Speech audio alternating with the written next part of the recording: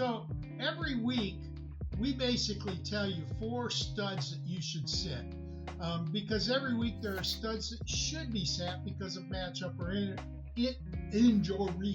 injury. Anyway, last week we were 2-2, which puts us at 28, 16, and 8, or 6-15 for the year.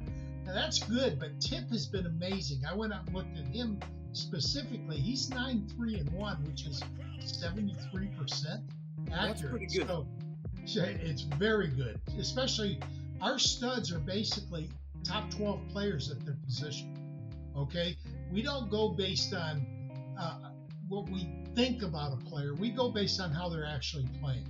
So for me this week, I'm going with tight end number 10, Tucker Kraft, and there's an excellent reason for that because Detroit, like I told you last week, was number 1 defense against tight ends. Last week I recommended sitting Cole Kmet because he was facing Detroit. Now the Lions held him to 3 for 26, and they remain. They've only given up 1 touchdown to tight ends all year. So Kraft actually faced them at Lambeau in week 9, and they limited him to 4 catches for 34 yards on 6 targets. And he has to face him tonight. Now I know Detroit has suffered a lot of defensive injuries. They've got 4 new linemen playing that will get playing time this week that weren't even on the team last week. So the only concern I have is that number of injuries, but I still think Detroit can shut them down. Rick, who do you got?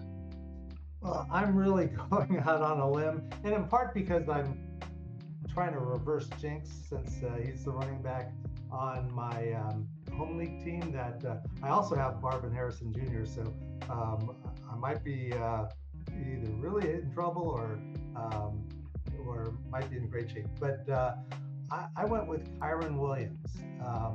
Now, obviously, if you have Kyren Williams, you're going to play him, and he's a top 10 running back. He ranks 5th in rushing yards. He's going to have his 2nd consecutive 1,000-yard plus rushing season this year. But last week he only had 62% of the snaps, and rookie Blake Corum came in and had his career high 8 carries last week. In weeks 7 through 10, Williams had 21, 30, 25, and 21 carries per game. And then in weeks 11 through 13, Williams had 15, 16, and 16 carries per game. So the Rams are obviously scaling him back. Corum was drafted to offer up a similar type of a running back and lessen the wear and tear on Williams. Williams is pretty small. He's only 5'9" and weighs 194 pounds. Buffalo's not generally the toughest defense to run against.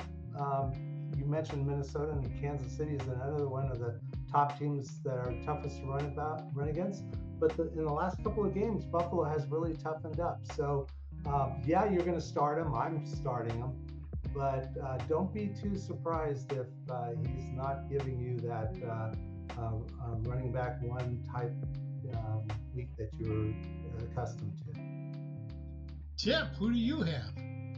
Well, for me, guys, I tried to go last week. I tried to go after Saquon Barkley, and Saquon Barkley kicked me in the butt. So, wait a minute. Time out.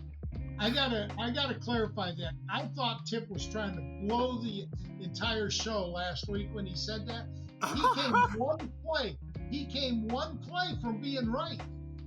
25-yard touchdown run. If he doesn't make that play, that's 8.5 points, and he finishes running back 25 or 26.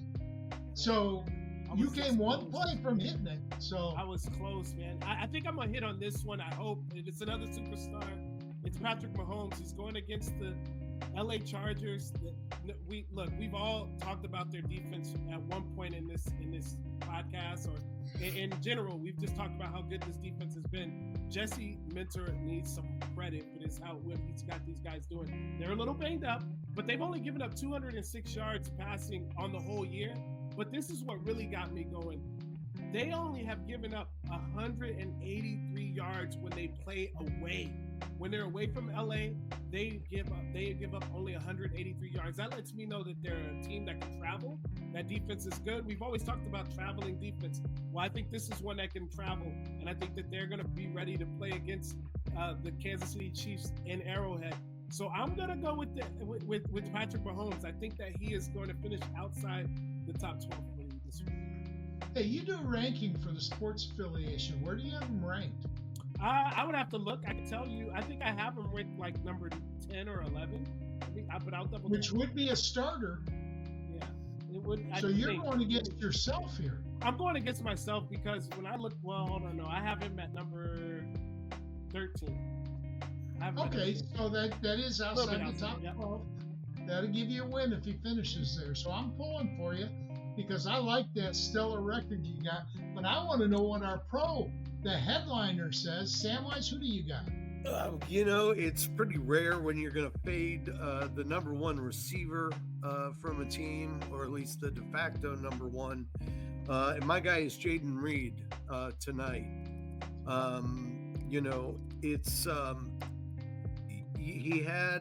He played Detroit on November 3rd, had 113 yards on 5 carries, was aided by a long of 41. But what's not mentioned is that was sandwiched in the middle of 5 games where he had a total of 12 catches and 11.5 yards a catch. The only thing that made him look a little bit better is last week he had 2 touchdowns against Miami, but both of them, one of them was 12 yards out, one of them was, I think, on the goal line. So I'm not really thrilled with the way Reed's been playing. And I fully admit he's one of those guys where as soon as you put him on the bench, that's the time that he decides to blow up. We're all familiar with that. I personally hope you're right. As a Detroit fan. Yeah, well, the Lions are more susceptible to outside receivers than they are to the slot, giving up an average of 7 more points a game to outside receivers. So I'm looking at Christian Watson to have a better game than he's had recently, and I think there might be a Dontavian Wicks sighting tonight too.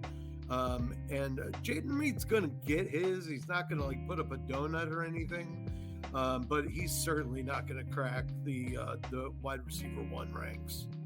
Now, do you think? Do you worry at all about the injuries to Detroit's offensive line? Because with Aiden Hutchinson, you can say Jordan Love's going to be under a lot of pressure, and I have seen that Jordan Love is much worse against man defense than zone defense this year, and Detroit runs more man than any other team in the NFL. Yeah, they're going to have to find some way to get back there and get pressure on him, and in such a way so as to not let him get out of the pocket and go shuffling around, because he loves to make throws on the run too. But yeah, I still. I'm largely in on Detroit in this game overall. It's the highest total by Vegas for a reason. They're expecting both teams to score at will. So I think, but I also do think that both teams are going to want to run the ball. And they're both susceptible to being run on. And Green Bay has this guy, I don't know if you've heard of him. His name's Josh Jacobs. And the only way to slow down that Detroit offense is to keep him off the field. And they're going to want Jacobs to carry the ball as much as possible. Well, I agree. But in week 9, Jacobs was held under 100 yards against Detroit. And again, cycling through new defensive linemen is going to hurt Detroit. No matter how well they play, they can't be scheme aware in 2 days. Okay, that's the problem, is that these injuries happened on Thursday, and I don't think they brought in the replacements till Monday, Tuesday. So they didn't get a lot of work with the defensive scheme. But one of the guys they brought in, I think his name is Adams, is a former All-Pro, And he was asked about that. I shared that on Twitter. But basically, he was asked, about the scheme. How are you going to fit into Aaron Glenn's scheme? He says, all I know is you just got to be aggressive and play mean. You got to play violent. If you play violent, you'll be fine in the defensive line. And the announcer that I saw said, well, that sounds like a Detroit defensive lineman to me. Right. Tipp, what do you think? Do you think this makeshift defensive line can shut Jacobs down? Tipp, you're muted. You're still muted. Yeah, sorry, I had a little coughing attack. So, I don't think that he is going to shut down Josh Jacobs because, after everything, a depleted line is a depleted line, and I think that they'll take advantage of that, and they want to keep Detroit off the field, the offense. So, what I think will happen is I think Aaron Glenn's going to be coaching for his future. Now, everybody's talking about Ben Johnson and how good he's been and he's the next future. And people are also going to be talking about Aaron Glenn and the job that he's done turning his defense around. And so what I think is that this week, though, Josh Jacobs is on a heater as well.